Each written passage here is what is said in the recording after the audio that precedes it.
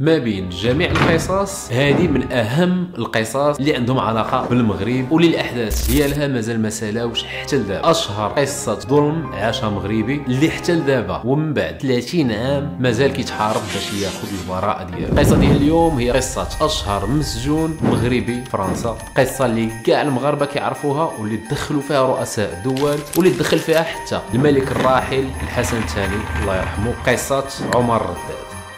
من بعد ما مشى الفوج ديال سبتمبر يقرا في الصين مع منحه، والحمد لله بدا القرايه في احسن الظروف. اليوم غادي يبدا تسجيل الناس اللي باغيين يمشيو يقراو في الصين في الشهر ديال مارس، يعني من هنا تقريبا واحد 4 شهور ولا اقل. شنو اللي تيميز الدوره ديال مارس ديال القرايه في الصين؟ هو انها فقط واحد الفرصه ثانيه لاي واحد بدا القرايه في سبتمبر والبلاصه فين تيقرا دابا ما عجباش بزاف وباغي يبدل، ولا الشعبه اللي دارها حس براسو غلط فيها ممكن ما يضيعش العام كامل ويبدا في الصين في مارس. والحاجه اللي مزيانه هي اذا مشيتي تقرا في مارس تكون ضامن بلاصتك في شهر 9 الجاي وكاع ما تدخل في منافسه مع الدراري جداد اللي غادي يشدوا الباك ان شاء الله. اذا بغيتي تسجل طريقه سهله، غتمشي لاول تعليق غتلقى واحد الرابط غادي تدخل ليه وغادي تلقى واحد الاستماره غادي تعمر المعلومات ديالك والفريق ديال المنحه غادي يتواصل معك ان شاء الله. واذا كنتي تتفرج في التلفازه غتلقى واحد الكيو ار كود، غتهز التليفون حل الكاميرا غادي تسكانيه وغادي تحل لك استماره اللي ممكن تعمر. ومور هادشي ما تفكر في حتى شي حاجه، غادي نتواصلوا معاك ونوريك شنو دير خطوه بخطوه ان شاء الله، ونشوفكم ان شاء الله في شهر 3 فلاشين. ودابا نخليكم مع الفيديو. القصه ديالنا كتبدا في واحد المدينه في الجنوب ديال فرنسا في 1991، واحد المدينه حدا كان سميتها موجان، معروفه بالكالم ديالها وبزاف ديال المشاهير اللي كانوا ساكنين فيها شحال هادي اللي منهم بيكاسو. ولكن اللي تيهمنا في هاد موجان هادي هي واحد السيده اللي سميتها جيزلين مارشال، واللي كانت ساكنه في واحد الفيلا في احسن حي تما اللي سميتو سان بارتيليمي. راه كيعجبني ملي تنبقى نزيد في التفاصيل هادو بزاف، وشي مرات بزاف منكم تيصيفطوا لي ميساج ويا حنا ساكنين في ديك البلاصه، بعض المرات تيزيدوني شي حوايج على القصه ولا شي حاجه كانت طاريه تما وما كنتش عارفه، داكشي علاش نبقى ندخل في الديتاي بزاف. هاد السيده اللي سميتها جيزلين مارشال عندها 65 عام وكانت ساكنه في واحد الفيلا كبيره بوحدها، وكان الفلوس ديالها كاملين ورثاتهم من باها اللي كان واحد رجل اعمال معروف في فرنسا. كانت عنده واحد الشركه ديال البولات سميتها حتى هي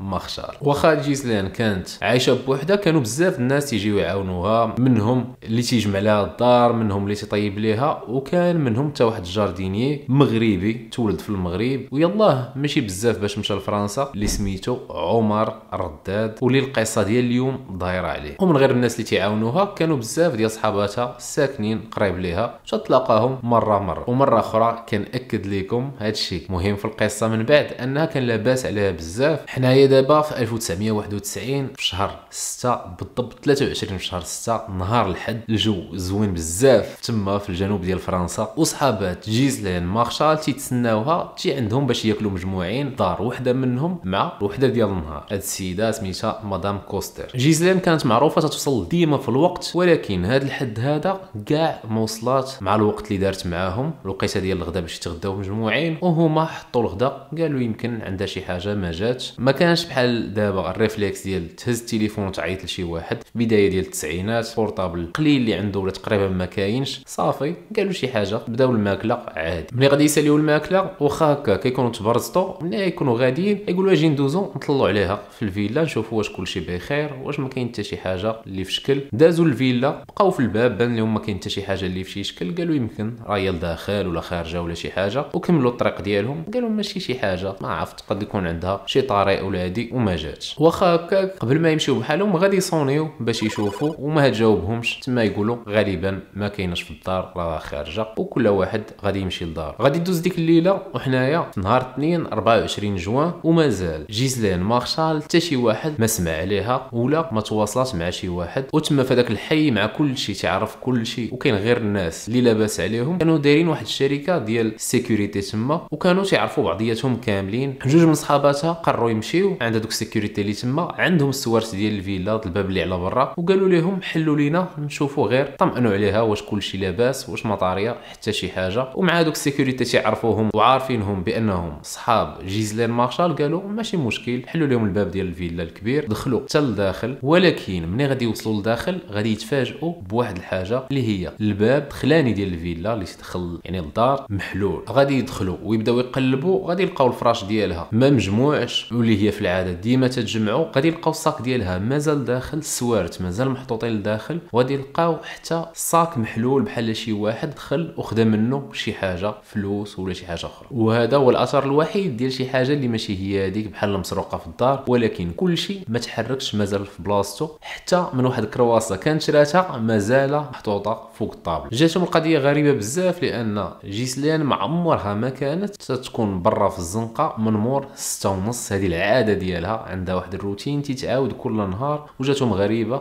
بانها البارح ما كانتش باش دازو، واليوم ما كايناش، يعني ما دخلتش للدار ولا شي حاجه واقعه عليها. صحاباتها من يبان لهم هادشي كامل بحال هكا غادي يتخلعوا وغادي يعيطوا للجندارم ديال ديك البلاصه اللي غادي يجيو دغيا. حتى الجندارم غادي يديروا نفس الحاجه اللي داروا الجيران ديالها، غادي يدخلوا غادي يدوروا في الدار يقلبوا، غيبان لهم حتى حاجه محركه من بلاصتها من غير داك الصاك اللي بحال تحيدات منه شي حاجه. ولكن اللي داخل يسرق شي فيلا ولا شي حاجه راه غيرون الدنيا، ما كاين لا روينه لا والو، كلشي محطوط في بلاصتو. الجندارم يشوفوا داكشي كامل يخرجوا برا ديال الفيلا في الجرده ويضربوا دوره يشوفوا واش كلشي بخير، ما تعرفش تكون طايحه في شي بلاصه ولا يكون شي مشكل. ما كايناش، غادي تبقى غير واحد البلاصه بوحدها. نورمالمون كان الشوفاج بعض المرات تيديروا مثلا تكون فيلا تيديروا بحال واحد السوسول هو اللي فيه كاع داكشي ديال الشوفاج اللي تراديسيونيل بالعواد، ولا وحتى باش يستوكيو العواد ديال الدار بحال تيديروا واحد لانكس ديال ديك الفيلا. والفيلا ديال جيسلين الفيلا ديالها سميتها لا شاماد، كان فيها واحد البلاصه بحال هكا. يعني باش تضرب الدور على الفيلا تلقى واحد البنايه صغيره فيها واحد الباب صغير ديال الحديد، ملي تتحلو وتتهبط تتلقى واحد الباب واحد اخر تيكون مسدود غالبا بالساروت، باب ديال بصح، ومن موراه عاد تلقى هذاك بحال الخزين ولكن فيه داكشي ديال الشوفاج. المهم بحال شي لوكال تكنيك. الجندار ملي يديروا ديك الدوره كامله غادي يوصلوا لهذاك الباب، ومني غادي يوصلوا ليه غادي يبغيو يحلوه. من الزهر السوارت كانوا محطوطين باينين لداخل ديال الفيلا، وجيسلان كان داير واحد القضيه مزيانه، كانت كل ساروت كاتبه فيه شنو تيحل. جندارم خداو داك السوارت فاتوا الباب الاول هبطوا لتحت، الساروت الثاني مكتوبه فيه شوفخي، بقاو تيدابزوا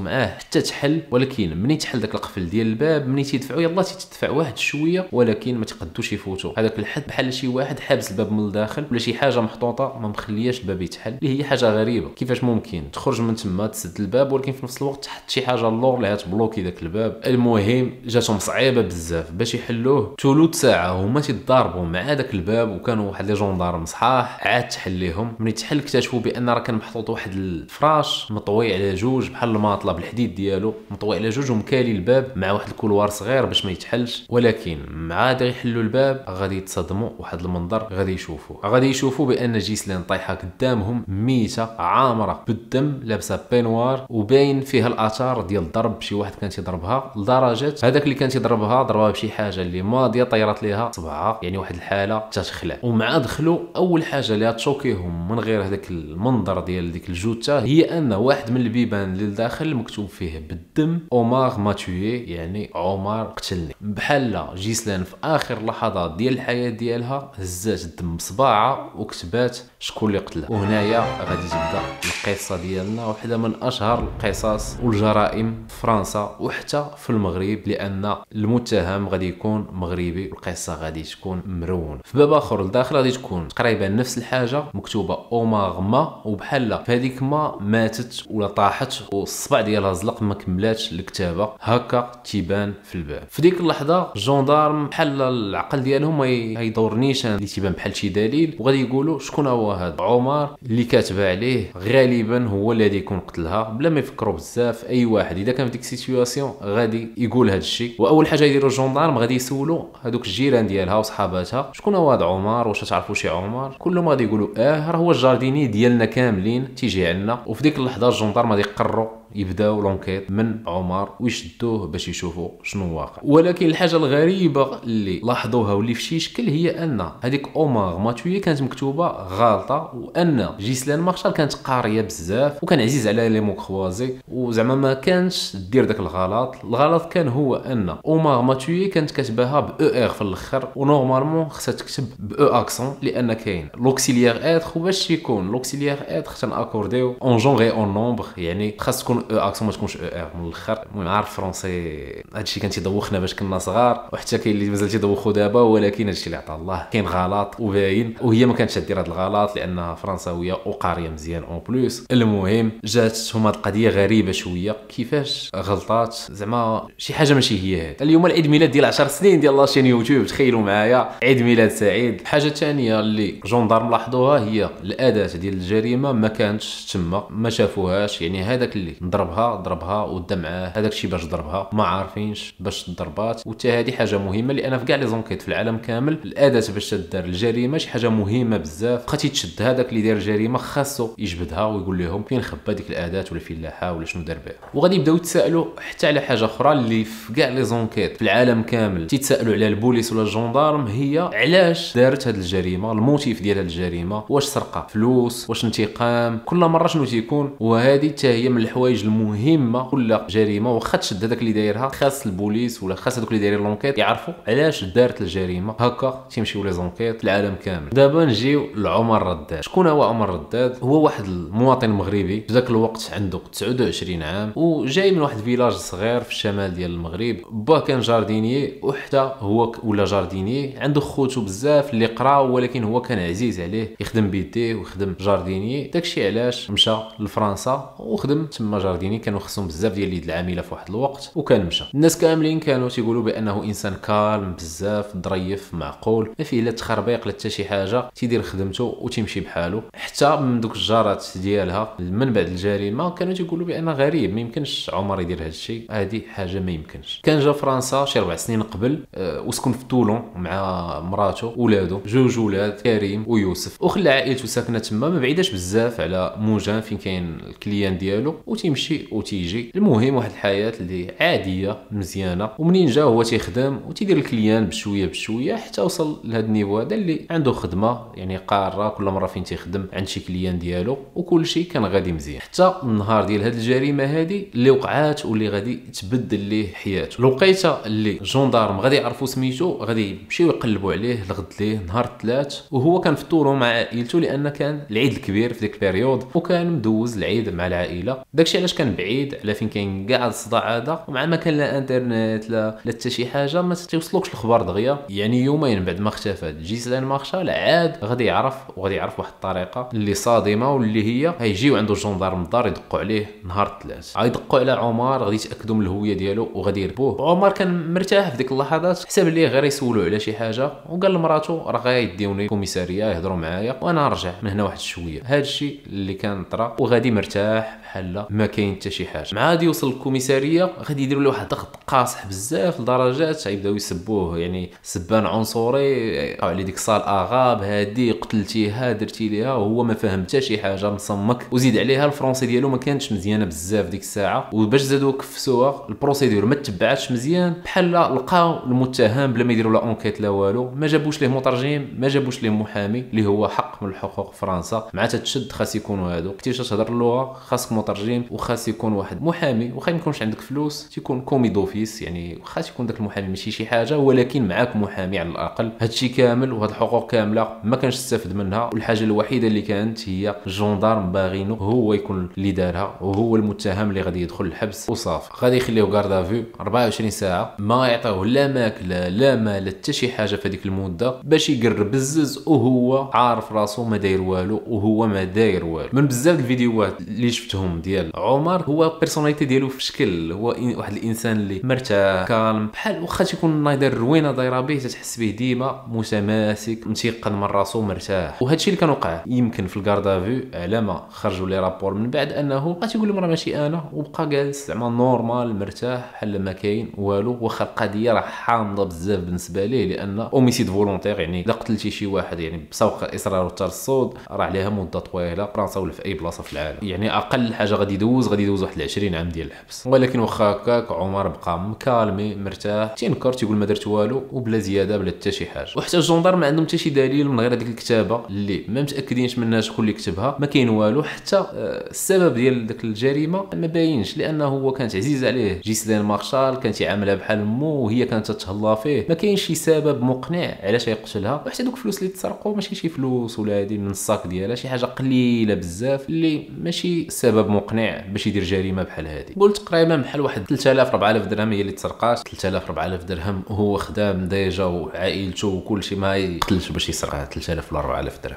انا في الغالبيه ديال الفيديوهات تنكون محايد، ولكن هذه القضيه هذه من بعد غادي يبان بان داكشي ماشي هو هذاك، وبانه هو راه ما داير والو، ما يسرقش 3000 ولا 4000 درهم ويقتل على ود. واخا من بعد غادي يخرجوا ويقولوا بانه راه كان مبلي تيقمر الى اخره، ولكن ما بين شي واحد تيقمر ولا شي واحد قتال، راه كاين واحد العالم ما بيناتهم. ماشي اي واحد اللي تيلعب بالفلوس راه غادي يقتل باش ياخذ 3000 ولا 4000 درهم وهو تيتخلص مزيان بالنسبه لديك الساعه. وفوق هادشي كامل ما كاين حتى دليل من غير هذيك الكتابه اللي كاتبه جيسلان مارشال اللي ماشي سير هي اللي كتبات. باش كانوا يسولوا الجندار ما يقول لهم بانها كانت تحسبها بحال مو هي اللي عاوناته باش جا لفرنسا باش يلقى السكنه باش يتزوج، لانه تزوج مع واحد السيده ساكنه في فرنسا، وبانه تحسبها بحال مو ما يمكنش يدير لها شي حاجه. طبيعه الحال البوليس غادي يسولوه داك النهار اللي وقع فيه داك الشيء فين كنتي وشنو كنتي تدير، غادي يعطيهم النهار ديالو بالديتاي. داك النهار كان خدام عند صاحب جيسلان مارشال اللي ما بعيداش بزاف على فين ساكنه هي. من بعد غادي يقول لهم بانه غادي يهز الموتور ديالو وغادي يمشي للمخبزه غادي يشري منها، وتما غادي يتكروازا مع بزاف ديال الناس اللي تيعرفوه الجيران اللي كاينين تما. غادي يكمي وغادي يهز عاوتاني داك الموتور ويرجع يكمل الخدمه عند الجاره ديال جيسلان مارشال، وهذا الشيء في واحد الظرف صغير بزاف. وزاد اكد لهم هذا الشيء كامل بانه مع 12 51 دقيقه غادي يهز واحد التليفون من واحد لاكابين تليفونيك في الزنقه وغادي يعيط للدار عند عائلته. عاد غادي يبدا عاوتاني الخدمه عند الجاره ديالها. يعني واحد الوقت مضيق بزاف، ما يمكنش تهز الموتور تمشي تشري من المخبازه تكمي تعيط في التليفون يشوفوك الناس وترجع في واحد الظرف صغير بزاف. ومن الفوق ما تبدل لا حوايج لا صباط لا والو، مع العلم ان باش دخلوا لقاو الجوته لقاو الدنيا عامره بالدم. ما يمكنش واش دوك الحوايج نفسهم ما تقاسوا بالتنقطه ديال الدم. هذه القضيه مستحيل في واحد الظرف صغير بزاف. وحتى الجاره اللي كان خدام عندها غادي تشهد معاه تقول لهم انا راه النهار كامل هو في الدار ما شفتوش مشى من غير هذيك باش ياكل ويتسخر حتى شويه من هنايا، والنهار كامل وهو يعني نورمالمون اذا شفنا هذا الشيء وفي اونكيت عاديه بطبيعه الحال غادي يحيدوه ما يكونش من المتهمين. ولكن بالنسبه لهم كان المتهم المثالي، حي راقي ديال الفرنساويين فيه عربي واحد فيه جريمه قتل ومن الفوق باب مكتوب فيه سميتو تالينا خاصو يدخل الحبس. المشكل اللي كان وقع باش قال لهم الناس اللي تكروازا معاهم والمخبزه اللي مشى ليها حتى واحد من تما ما عقل عليه ولا كونفيرما بانه كان في ديك الوقيته. هادو من الحوايج اللي برزطوا، وغير الجاره هي الوحيده اللي شهدت معاه بانه راه كان النهار كامل. وحاجه اخرى لابي اللي قال لهم دوز في ديك الوقيته من ديك الكابين تاكدوا سولوا فرونس تيليكوم وقال لهم راه كان عيط في ديك اللحظه مع 12 51 دقيقه. والطب الشرعي كان بين بان جيسلان كانت تقتلات ما بين 12 و2 ديال النهار. يعني مستحيل هذا الشيء كامل يدخل في هذا الوقت هذا ويرجع نورمال بحوايجو نفسهم ويكمل الخدمه. داكشي ما عنده حتى شي معنى، مستحيل يكون هو. وزيد فوق هادشي كامل ما لقاوش فيه الدم، ولكن ماشي غير هو اللي ما لقاوش فيه الدم، حتى ديك لاكاف اللي لقاو فيها الجوته ما لقاو فيها حتى التراب جاي من صباطه ولا شي حاجه. وهو النهار كامل هو كان خدام في الجرده عند الجاره ديالها. يعني داكشي ما كاين حتى شي دليل، تقريبا ما كاين والو. زيد فوق هادشي كامل بما انهم بغاو يكون هو المجرم ويدخلوه صحه الحبس، حتى البصمات ما تهزوش من ديك لاكاف اللي هي شي حاجه غريبه. علاش جريمه قتل وما كاين لا بصمات لا والو، ما هزيتوش البصمات من تما. واللي غادي يكفس القصه اكثر سيمانه من بعد تقريبا ولا 10 ايام الجوته ديال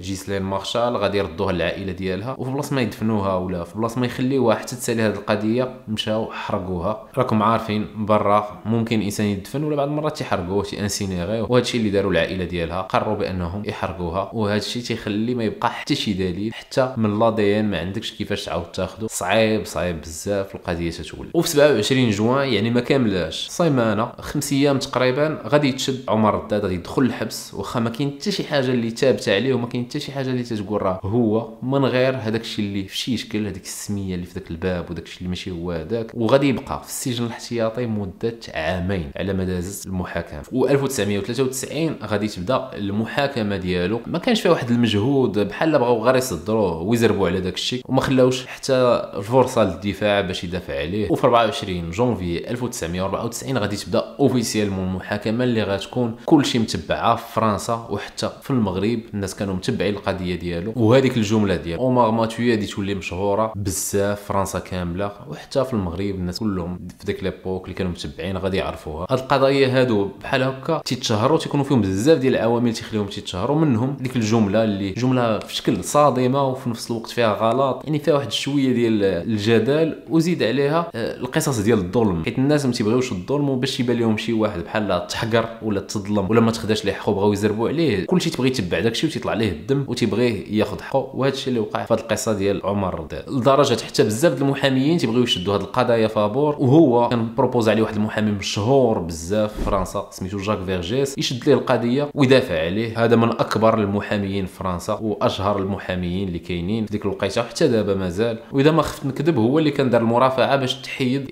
يتحيد الاعدام من فرنسا. يعني واحد المحامي اللي كلشي تيعرفو وكومبيتون ديال بصح. عمر الرداد غادي يدخل المحكمه وغادي يكون تبدل بزاف، غادي يكون ضعاف، غيبان عيان بزاف. من بعد 3 سنين ديال الحبس، 3 سنين ديال المظلوم، تتسنى ما كاين والو ولكن مشدود، ما حتى حاجه ما ثابته عليك، ولكن انت جالس في الحبس وتتسنى. يدخل حالته خايبه بزاف. وغادي يكونوا حاضرين حتى العائله ديال جيسلين مارشال اللي حتى هما جايين باش ياخذوا الحق ديالهم ولا بنتهم هما والمحامي ديالو. وحتى المحامي ديالو ما يكون من المحاميين الكبار بزاف ولا يكون هو الرئيس ديال الجمعيه ديال حقوق الانسان تما. المهم قضيه كبيره بزاف واعلاميا كبيره. المحامي ديال عمر الرداد جاك فيرجيس غادي يبني كاع داك الدفاع ديالو على العنصريه وانه زربوا عليه ولانه فقير عربي وما تعرفش يهضر فرونسي، بحال زربوا عليه ولقاو هو هذاك المجرم المثالي اللي باغيين غير يصدروا به هذه القضيه هذه. وهذا هو الدفاع ديالو وغادي يبنيه كامل على هذا الشيء. ومن غير هذا الشيء لي رابور ديال الطبيب قالوا بان ماشي في 23 في مارس ولكن في 24 النهار اللي هو كان بعيد 100 كيلومتر كان طولون مع العائله ديالو، يعني ما كانش ممكن يجي يقتلها ولا حتى شي حاجه. وعاوتاني هذوك الاطباء غادي يتراجعوا يقول لك لا غلطنا النهار اللي من قبل. المهم يكون واحد الروينه في هذا الشيء ما مفهوماش علاش كل مره تيبدلوا. وغادي تبقى المحاكمه واحد المده حتى النهار غادي يدخلوا دوك البيبان اللي مكتوب فيهم داك الشيء، وحتى هما ينوض عليهم واحد الجدل وواحد الهضره ما غاديش تسالي. حتى في المحكمه تبدل لومبيونس لان جايبين باب فيه يمكن اخر الكلمات اللي كتباتهم يمكن هذيك السيده ولا شي حد اخر ما عرفناش شكون. المهم واحد لومبيونس في شي شكل اللي غتشوكي الناس، يعني تخليهم يقتنعوا بان راه هو اللي دار هذا الشيء، لان قدامهم تيبان باب مكتوب فيه عمر ما توي وعاوتاني باب اخر مكتوب فيه عمر ما، يعني شي مره كتباتها 2 مرات بالنسبه لهم. واخا حتى البصمات من هذاك الباب ما تهزوش اللي هي شي حاجه في شي شكل بزاف. وزيد عليها الخطا اللي قلت لكم في الاول ديال ار بلاص او اكسون، مع العلم ان من غير بان هذاك الصحيح هو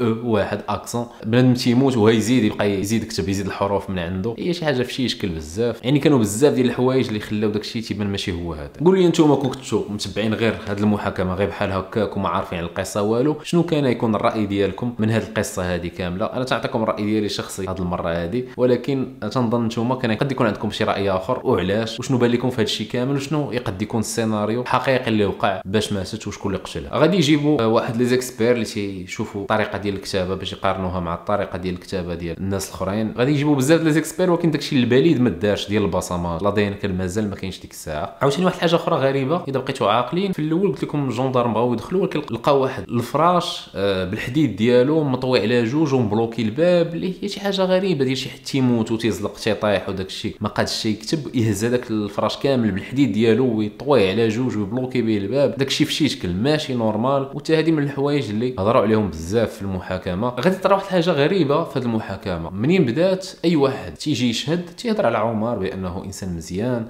ظريف طيب ما تيديرش مشاكل الى اخره، الا الفام د ميناج اللي كانت خدامه عند جيسلين مارشال كانت فشيش بحال شهدات فيه يعني بحقد. قالت لهم راه انسان خايب تيقمار ما تيلقاش باش يخلص كراه، راه هو لا يكون دارها، وركات عليه بواحد الطريقه اللي هي غريبه بزاف واللي كلشي لاحظها، ولكن غرقاتو بزاف اكثر لان الناس يقولوا راه هي اللي تعرفوا تشوفوا ديما، ولكن كان ديك الطريقه فيها شويه ديال الحقد وبحال فيها شي حاجه ماشي نورمال. وغادي تزيد تقول واحد الحاجه اللي غريبه بزاف، قالت لهم راه بعض المرات حتى هي ما كانتش تبغي تخلصوا بحال باش تخرج شي سبب اللي ممكن يخليه يقتلها باش تقنع المحكمه، وهي يعني بالشهاده ديال كلشي هي اللي كانت عاوناته باش يسكن وكانت تعطيه فلوس مزيان، يعني كان داكشي غريب في شكل. وقالت لهم راه تكون بعض المرات قبيحه وغالبا يكون قتلها على داكشي لانها كانت تعايرو. المهم اخترعت واحد العالم واحد القصه، وهذا الشيء زاد في السيتوياسيون ديال عمر. واللي زاد صعب القضيه هو ان المحامي ديال جيسلين مشى قلب في لي فاكتور الاوراق ديالها كلشي ولقى واحد الفاكتور مكتوبه فيها بالخط ديال جيسلين بي، ولكن ديك بي كان فيها نفس الغلط اللي كانت دارت في توي، كان دايره او ار في ديك بي، وقال لهم هي راه فايته دارت داك الغلط يعني راه ممكن تعاود ديرو، زعما ماشي شي حاجه غريبه واللي هي حاجه منطقيه بزاف. يعني ما كانش شي ادله اللي قاطعه، الجندار ما داروش خدمتهم ولونكيت مقاده مزيان، وعمر دوز 4 سنين في الحبس وهو مازال ما كاين حتى شي حاجه. ودابا قربوا الريزولطا ديال المحاكمه شنو غادي يقولوا، وبقاو تقريبا من 7 ديال الصباح حتى 6:30 ديال العشيه والجوري تيهضروا مع بعضياتهم باش يخرجوا بنتيجه. كانوا طالبين ليه ما بين 17 و 20 عام ديال الحبس، وهو بطبيعه الحال كان طالب بالبراءه، المحامي ديالو طلب البراءه، ولكن في الاخير غادي يتحكم عليه ب 18 العام ديال الحبس اللي هي غريبه. 18 العام ما هو عطاوه المؤبد، نورمالمون تيتعطى للمجرمين اللي مبريباريين الجريمه ديالهم، ما هو عطاوه البراءه، يعني بحال فهمتي عطاوه 18 وشاكين في شي شكل. والمحامي ديالو غادي يتفرقع على الصحافه، تنوض الروينه، يقولوا بان هذا الظلم، وهتنوض الروينه فرنسا كامله كل واحد شنو تيقول، كاين اللي تيقول دايرها، كاين اللي تيقول ما دايرهاش، يعني الصحف كلهم تيهضروا على نفس القضيه. وحتى في المغرب نفس الحال. عمر مسكين غادي يتشد وغادي يبقى في ديك السيلول في داك الحبس، وهو تيقول لهم انا ما داير والو، غادي يدير اضرابات على طعام، غادي يعيط للصحافه، غادي يدير جهدو كامل، باغي المحاكمه تعاود ولا يلقاو معاه شي حل والو، حتى القضيه غادي تبدل بزاف. غادي توقع واحد الحاجه اللي حتى حد ما كان تينتظرها، يمكن تنظن في اخر فيزيت خارج المغرب ولفرنسا الملك الراحل الحسن الثاني الله يرحمه غادي يدخل شخصيا في هذه القضيه باش تعرفوا القضيه شحال كبرات بزاف. تنظن كان في 14 جويي كان مشى لفرنسا، غادي يطلب من شيراك اللي كان رئيس ديك الساعه يعطيه العفو، وغادي يكون واحد بحال شي تبادل ديال يعني ديال الاسرى، المهم داكشي سياسي. غادي يطلقوا شي فرنساويين ولا غادي يصيفطوهم لفرنسا، وهو غادي يعطيوه عفو رئاسي، عفو بريزيدونسيال، ما غاديش يعطيوه البراءه، غادي يخرجوه من الحبس من بعد ديك المده اللي دوز، وغادي يحسبوا ليه بحال بما قضى، يعني ما يتعطاش عفو شامل. غادي يقولوا ليه مثلا هو دوز من 92 ل 98 6 سنين، غادي يقول ردوا ليه المده من 18 عام ل 6 سنين باش يخرج ديك الساعه. وهذا الشيء لا يوقع، واخا غادي يخرج تنظن يخرج في سبتمبر ديال 1998، غادي يفرح بزاف، عائلته غادي تفرح بزاف، واخا مسكين تكرفص بزاف. غير هو ملي تيتعطاك عفو ما تيعنيش بانك نتايا ماشي مجرم، تتبقى محسوب في عينين العداله والناس بانك مجرم وسمحنا لك. وعمر ما بغاش هذا الشيء، وغادي يبدا يتحارب في واحد الحرب جديده هي باش يثبت البراءه ديالو. تيقول انا خرجت من الحبس دابا ولكن انا باغي نبين بانني انا ماشي ما قتلتش، انا ماشي مجرم. وهذا الشيء كرفصو بزاف، يعني حيته كامله غادي يعطيها لهاد الميسيون هادي من غير داكشي اللي دوز في الحبس وتكرفص. كان في واحد الحياه اخرى مع ولادو مع مراته، ودخل لواحد العالم اللي ما عنده حتى شي علاقه به، واللي غادي يجلس فيه 7 سنين. 7 سنين راه مده طويله بزاف. وكل مره غادي يدير طلب باش تعاود المحاكمه، واخا هو خدا العفو ولكن بغى المحاكمه تعاود، وكل مره تيرفيزيو ليه، وغادي يطلب دي زيكسبيرتيز جداد غادي يديرهم حتى هو. غادي يلقاو بان هذيك الكتبه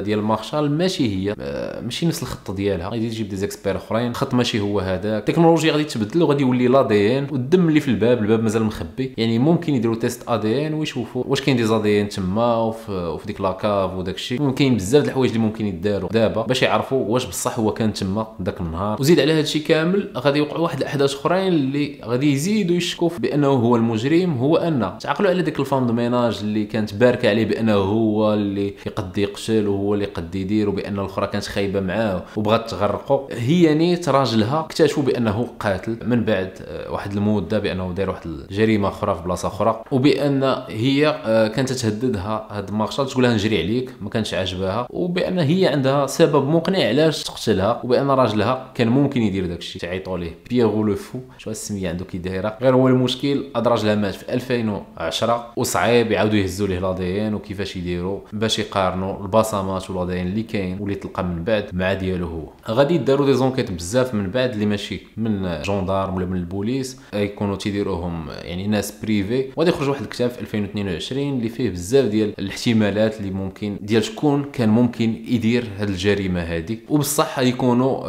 واحد الاحتمالات اللي واقعيين اكثر من عمر، وماشي غير اكثر بالدلائل وكل شيء. وغادي يكتشفوا بان راه كانوا دخلوا ليها واحد الجوج وحاولوا يسرقوا لها دارها قبل من داكشي بشي شويه. يقد يكون عاوتاني هما كانوا بزاف ديال الاحتمالات اللي كان ممكن يوقعوا. لا دي ان اللي غادي يلقاو في الباب هذاك الدم اللي مكتوب، غادي يلقاو ادي ان ديال راجل ولكن ماشي ديال عمر، شي واحد اخر كان تما، يمكن هو اللي كتب داكشي بصبعه. يعني بزاف ديال الحوايج غادي يجيو وغادي يبينوا بانه مسكين كان غير مظلوم. ولكن ملي يقارنوا هذاك لا دي ان اللي لقاو مع لا باز دوني اللي عندهم، يلقاو ما مسجلش هذاك الانسان اللي لا دي ان ديالو هو هذاك، لان لا دي ان خاص تلقى لا دي ان اللي هتقارن بها، وحتى تكون عندك في هذيك الباز دو دوني. اذا ما كانش ما عندكش باش تلقى شكون هو هذاك اللي دايرها. وحتى لدابا ومن بعد 30 عام ولا اكثر من هذه القضيه هذه، مازال عمر رداد والمحاميه ديالو ديال دابا تيتقاتل باش يعطيوه البراءه ديالو، ولا حياته كامله تبدلات. يعني كرفصوه في حياته كامله كامله وهو ما عنده حتى شي علاقه بهذا الشيء باش يثبت البراءه ديالو. قولوا لي نتوما شنو بان لكم في هذه القصه هذه، في هذه القضيه هذه. انا عارفه بانه هو مغربي، ما عرفتش اذا كان شي واحد تيتفرج في هذا الفيديو وعنده شي طريقه باش يتواصل معاه ولا نديروا معاه شي فيديو شي نهار تكون شي حاجه كبيره بزاف ونسمعوا وجهه النظر ديالو والبيرسبكتيف ديالو هو من هذا الشيء كامل اللي كان وقع، مع العلم انه مغربي تيهضر بالدارجه وكل شيء، يعني قد تكون فيديو اللي تهم الناس كاملين والمغرب كامل. ما كرهناش، انا نحاول نشوف من جهتي، واللي عنده اي كونتاكت يتواصل معنا. هذا الشيء اللي كاين. نتمنى تكون عجبتكم هذا الفيديو، نشوفكم فيديو واحد اخر قريب ان شاء الله بزاف بشي قضيه مغربيه عاوتاني. ما تنساوش تابوناو، خليو كومونتير باش يبقى يطلعوا لكم الفيديوهات، باش يبقى يطلعوا لكم النوتيفيكاسيون. نشوفكم الفيديو الجايه. السلام عليكم.